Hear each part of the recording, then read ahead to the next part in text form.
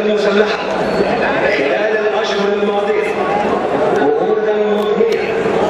بصورة مباشرة وغير مباشرة لاحتواء الموقف الداخلي وإجراء مصالحة وطنية بين كافة القوى السياسية بما فيها مؤسسة الرئاسة. منذ شهر نوفمبر الماضي 2012 بدأت بالدعوة لحوار وطني استجابت له كل القوى السياسية والوطنية وقوبل بالرفض من مؤسسة الرئاسة في اللحظات الأخيرة، ثم تتابعت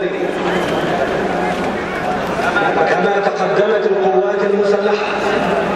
أكثر من مرة بعرض تقديم موقف استراتيجي على المستوى الداخلي والخارجي تضمن أهم التحديات والمخاطر التي تواجه الوطن على المستوى الأمني والاقتصادي والسياسي والاجتماعي، ورؤية القوات المسلحة كمؤسسة وطنية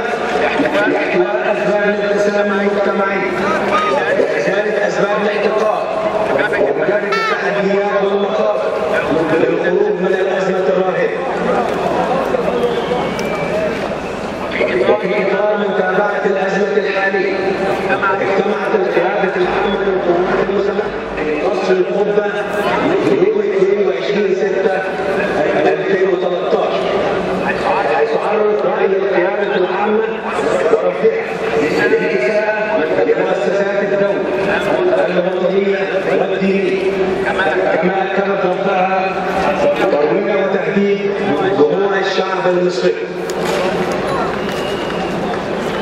لقد كان الأمل معقودا على وفاق وطني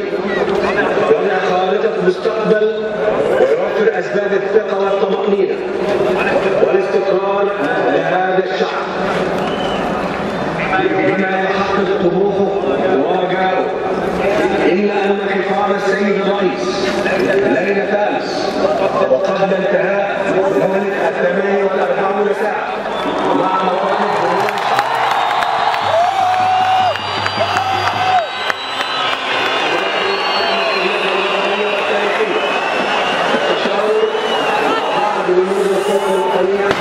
والسياسية والشباب